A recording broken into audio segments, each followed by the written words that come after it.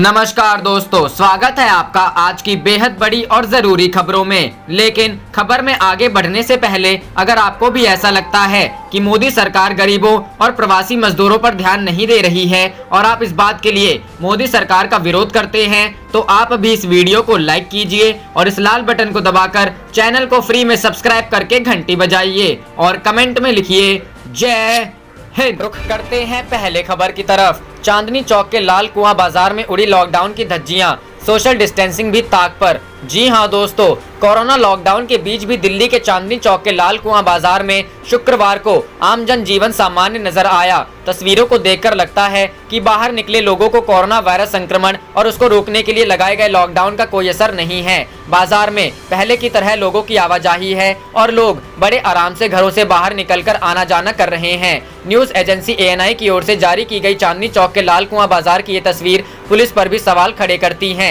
एक तरफ दिल्ली पुलिस ये दावे कर रही है कि राजधानी में अच्छे तरीके से लॉकडाउन का पालन किया जा रहा है, तो दूसरी ओर लॉकडाउन की धज्जियां उड़ाई जा रही हैं।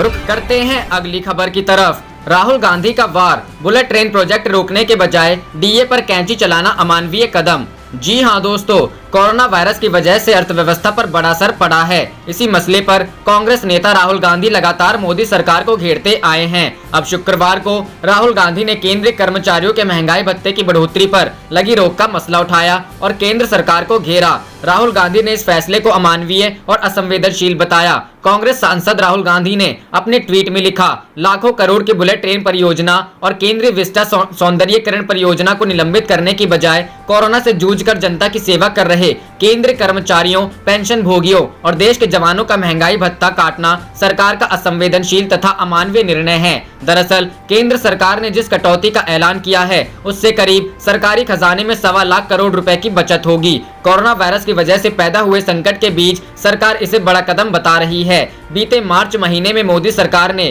केंद्रीय कर्मचारियों को एक तोहफा दिया था। सरकार ने अपने केंद्रीय कर्मचारी और पेंशन भोगी के लिए महंगाई भत्ते में 4% का इजाफा कर दिया, लेकिन अब कोरोना संकट की वजह से इसी इजाफे को रोकने का फैसला लिया गया है। बता दें कि राहुल गांधी से पहले कांग्रेस प्रवक्ता रणदीप सुरजेवाला ने भी इस मसले पर प्रेस कॉन्फ्रेंस की थी। सुरजेवाला की ओर से कुछ डेटा पेश किया गया और केंद्र सरकार पर कर्मचारियों के जले पर नमक छिड़कने का आरोप लगाया गया।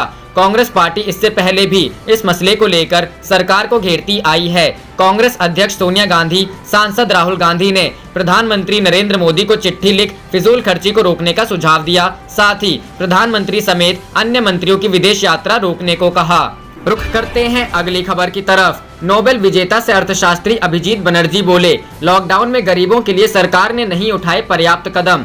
जी हां दोस्तों, नोबेल पुरस्कार विजेता अर्थशास्त्री अभिजीत बनर्जी ने कहा है कि लॉकडाउन के बाद देश का गरीब बहुत ज्यादा प्रभावित है, लेकिन सरकार की ओर से कमजोर तबके को पर्याप्त राहत नहीं दी गई है। भारतीय मूल के अमेरिकी बनर्जी ने कहा, हमने अभी ऐसा कुछ नहीं देखा जिससे लगे कि भारत सरकार गरीबों को राहत के लिए बहुत गंभीर है, जबकि ये बहुत जरूरी है। BBC को दिए एक इंटरव्यू में अभिजीत बनर्जी ने ये कहा है। अभिजीत बनर्जी ने BBC से कहा है कि भारत में लॉकडाउन से लाखों की संख्या में गरीब बुरी तरह से प्रभावित हो रहे हैं। उनके सामने 2 वक्त की रोटी तक का संकट है। सरकार को गरीबों, मजदूरों के प्रति ज्यादा संवेदना और अहमदिली दिखाने की जरूरत है।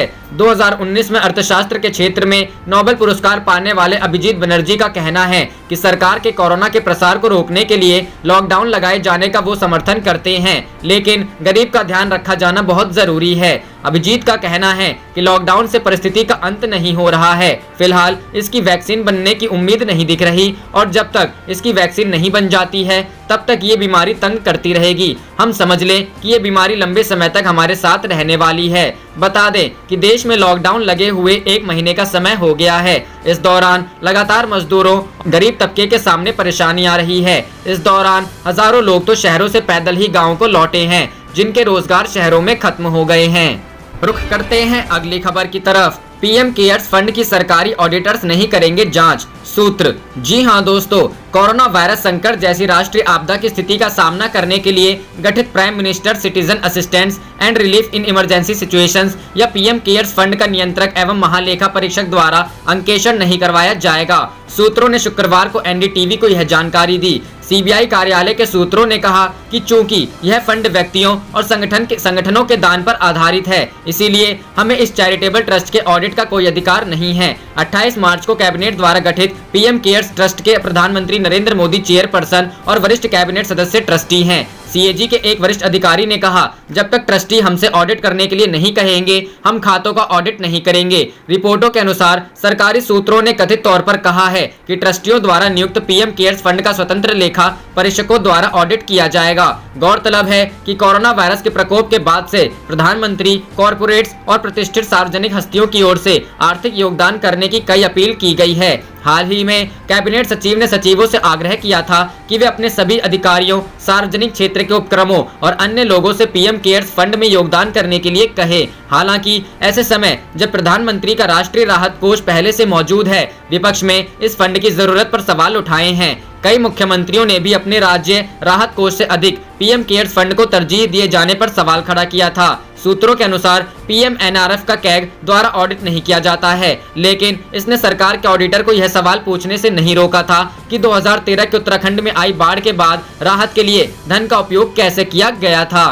रुख करते हैं अगली खबर की तरफ। राजस्थान, लॉकडाउन तोड़ने वालों पर गिरी पुलिस की गाज, 10,000 से अधिक लोग गिरफ्तार। जी हां दोस्तों, राजस्थान में लॉकडाउन को तोड़ने वाले 10,000 से भी अधिक लोगों को पुलिस ने गिरफ्तार किया है। इनमें लॉकडाउन को उल्लंघन कर बिना किसी कारण घूमने वाले करीब 9,000 लोगों को पुलिस ने शांति भंग के आरोप में गिरफ्तार किया है। वहीं सभी मामलों को मिलाकर पुलिस ने अब तक राज्य में करीब 10,000 से अधिक लोगों को गिरफ्तार किया है। मालूम हो कि कोरोना वायरस महामारी के संक्रमण को फैलने से रोकने के लिए राज्य में 22 मार्च से लॉकडाउन लागू है। वहीं इस मामले में अतिरिक्त पुलिस महानिदेशक बीएल सोनी ने बताया कि लॉकडाउन के दौरान बिना किसी कारण बाहर घूमने वाले लगभग 9,000 लोगों को 151 सीआरपीसी के तहत गिरफ्तार किया गया है। उन्होंने आगे बताया कि अकारण घूमते मिले 1,91,000 वाहनों का एमवी एक्ट के तहत चालान किया गया है। इस दौरान 1,03,000 वाहनों को जब्त किया गया है और चालान से 1 करोड़ रुपए से अधिक जुर्माना वसूला गया है। रुख करते हैं अगली खबर की तरफ। ओवैसी का मोदी सरकार पर निशाना, मुस्लिमों से प्लाज्मा डोनेट करने की अपील। जी हां दोस्तों, कोरोना संकट और लॉकडाउन को लेकर ऑल इंडिया मजलिस इत्तेहादुल मुस्लिमीन के मुखिया असदुद्दीन ओवैसी ने केंद्र सरकार और प्रधानमंत्री नरेंद्र मोदी पर निशाना साधा है। रमजान की शुरुआत पर लोगों को संबोधित करते हुए ओवैसी ने प्रवासी मजदूरों का मुद्दा उठाया। हैदराबाद के सांसद असदुद्दीन ओवैसी ने कहा कि अगर पीएम मोदी और केंद्र ने मजदूरों को राहत पैकेज दे दिया है तो वह सड़कों पर क्यों हैं। एआईएम चीफ असदुद्दीन ओवैसी ने मुस्लिम भाइयों से अपील की कि कोरोना से जंग लड़ रहे लोगों की जान बचाने के लिए मुस्लिम आगे आएं और रेड क्रॉस सोसाइटी में जाकर प्लाज्मा या ब्लड को डोनेट करें। खास तौर पर वह लोग आगे आएं जो ठीक हो गए हैं, वह लोग रेड क्रॉस में जाकर रक्तदान करें जिससे कई लोगों की जान बच सके। इससे पहले मोदी सरकार पर हमला बोलते हुए असदुद्दीन ओवैसी ने कहा था कि बीजेपी के प्रचारकों को मालूम होना चाहिए कि वो व्हाट्सएप फॉरवर्ड के जरिए कोरोना वायरस को नहीं हरा सकते। मुस्लिमों को बलि का बकरा बनाना कोरोना वायरस की दवा नहीं है, ना ही ये पर्याप्त टेस्टिंग का विकल्प हो सकता है। झूठी खबरें फैलाकर मुसलमानों पर हमले किए जा रहे हैं।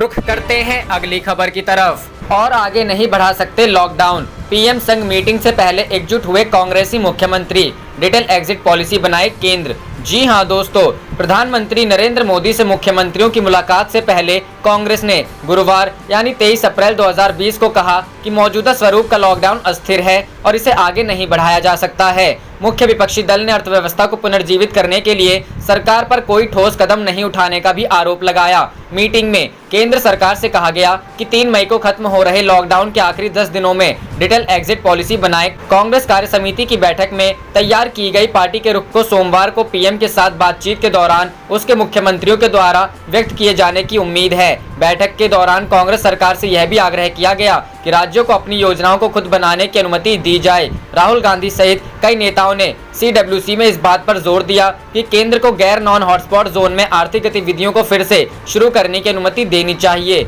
मीटिंग में मुख्यमंत्री अशोक गहलोत, अमरिंदर सिंह, भूपेश बघेल और पुडुचेरी के CM भी नारायणसामी मौजूद थे, जिन्होंने अपने राज्यों में वित्तीय संकट और टेस्टिंग किट की कमी के बारे में चिंता जाहिर की। वहीं बैठक में पार्टी अध्यक्ष सोनिया गांधी ने आरोप लगाया कि सत्तारूढ़ भाजपा कोरोना संकट के समय भी नफरत का वायरस फैलाने और सांप्रदायिक बंटवारे की राजनीति में लगी हुई है। सोनिया की अध्यक्षता में वीडियो कॉन्फ्रेंसिंग के माध्यम से हुई CWC की बैठक के बाद पार्टी ने सरकार से यह आग्रह भी किया कि लॉकडाउन के समय का उपयोग इस संकट से निपटने की कार्य योजना एवं भविष्य की रूपरेखा तैयार करने के लिए किया जाए।